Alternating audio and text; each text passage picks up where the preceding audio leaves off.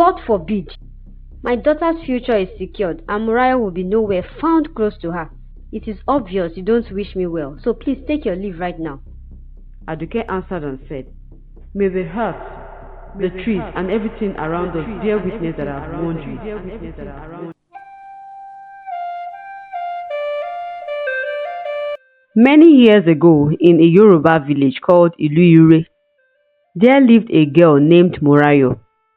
Morayo lost her mother when she was still a baby due to childbirth complications. Morayo's father, Bode, got married again when Morayo was 4 years old to Omolabake. Omolabake was a lovely wife and a caring stepmother until she had her own child, Gbemisola. Morayo was so happy to have a younger sister and wanted to be everything a big sister should be. But Omolabake restricted her from coming closer to her daughter and constantly reminded her of having a dead mother. Morayo would cry and report to her father, who would have little or nothing to do about it because Omolabake had grown to control him.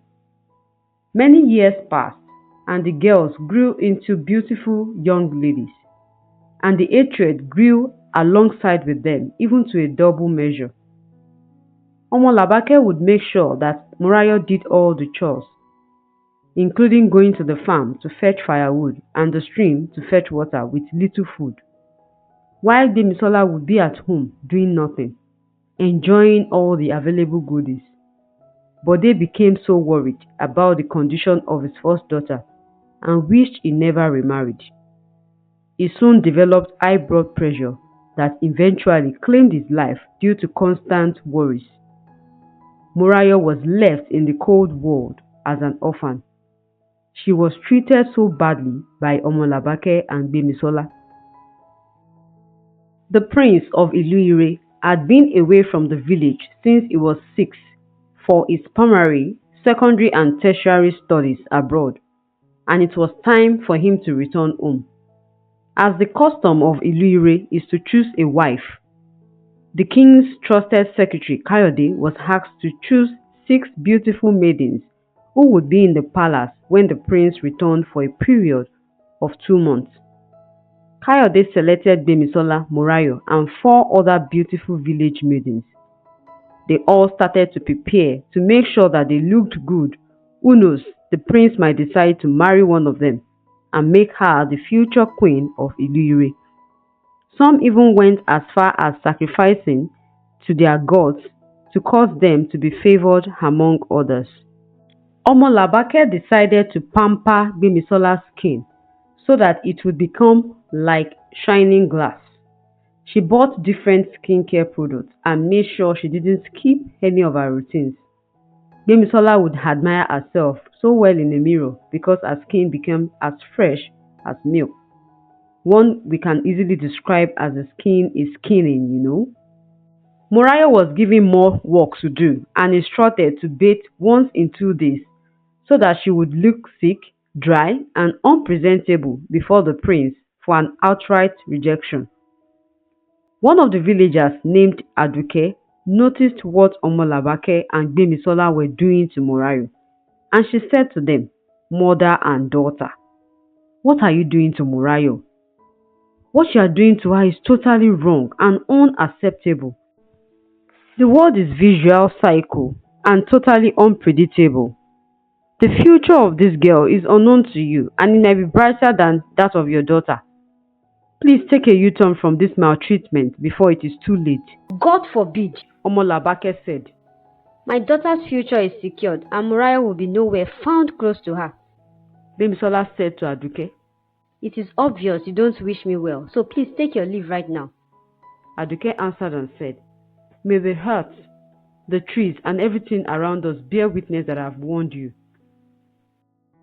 It was one day away from the day the selected girls were to move into the palace, and Morayo was totally happy because at last she would be freed from the work for good 2 months, have access to good food, and bathe daily. Confined within the walls of her room, she made a little prayer and said with tears dropping down her cheeks, "Oh Lord, I commit those that are pregnant into your hands. May they not die leaving their children in this cold world.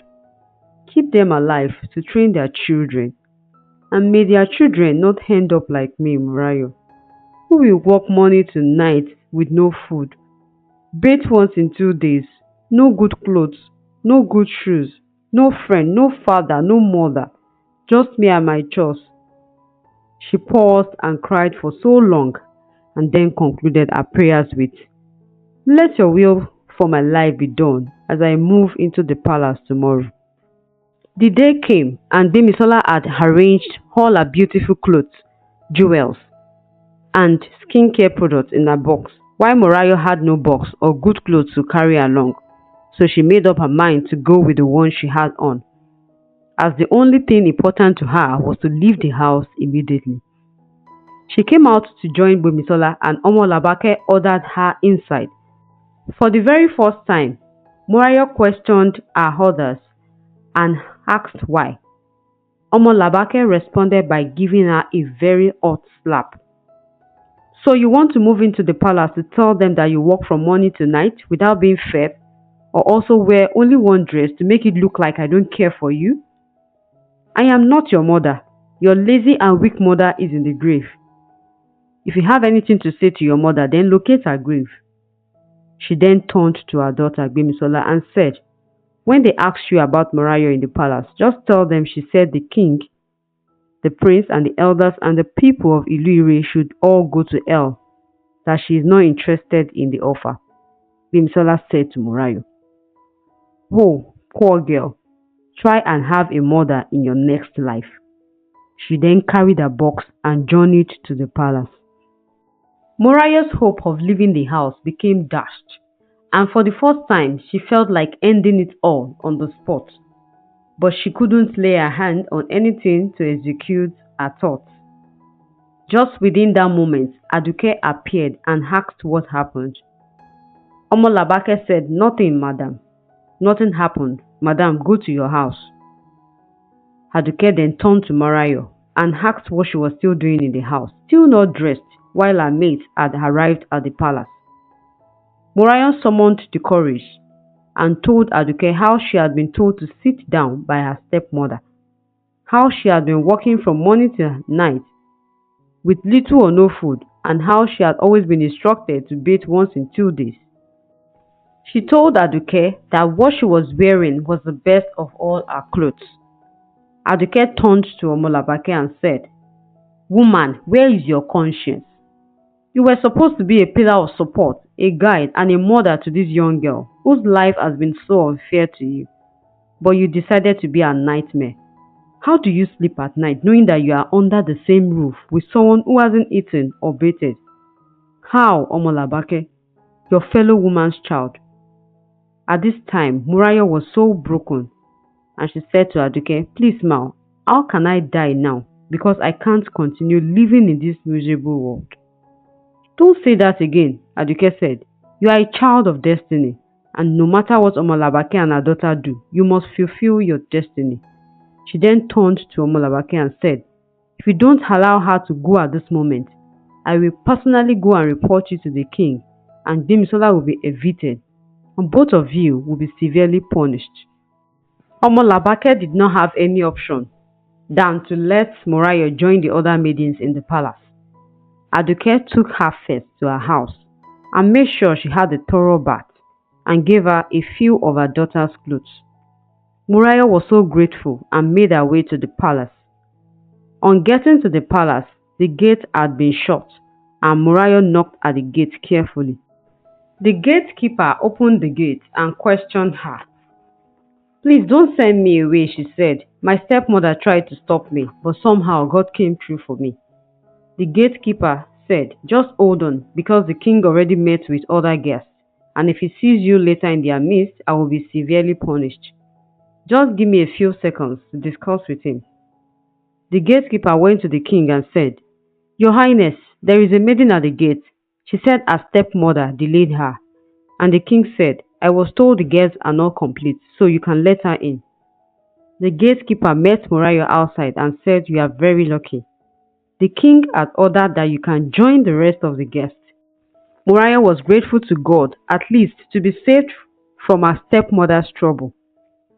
The king had ordered that the girls be two in a room, so Moriah was made to join Nike. She was so happy to finally find a home outside the lion's den she was born into. A meeting was called for the girls to introduce themselves to the palace maids. Gbemisola started, then Nike, Bimpe, and finally Moriah.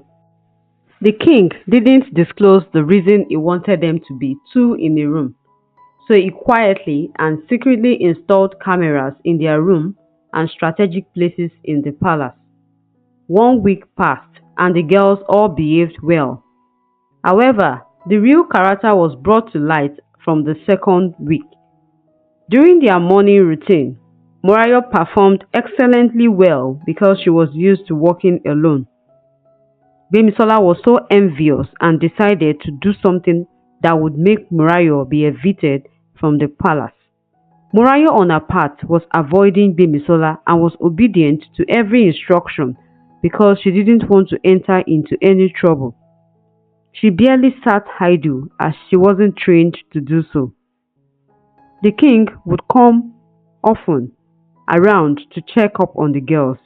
He noticed Moriah was a different kind of girl who possessed all the qualities of a wife material. 1 month passed and the king had the opportunity to have a brief conversation with Moriah. "How are you finding it here?" the king asked. "I feel like I am in heaven," Moriah replied. "I never knew there was a better life for me." The king was moved by her response and asked her to go on.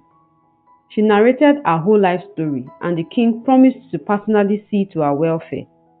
Unknown to her, the king was actually the prince in disguise. After the brief conversation, the king ordered that the rest of the girls be sent home and only Moriah should stay behind. Gbemisola was so disappointed that she went home in tears. "You are not the prince's choice, you are the king's choice," the king said to Moriah. Moriah couldn't believe her ears. "Me? The future queen of Iluyire?" she asked, trembling. The king then narrated how he had disguised himself as a common king to see the true characters of the maidens, and how Moriah's humility, hard work, and obedience won his heart. They eventually got married, and Moriah's life was transformed from grace to grace.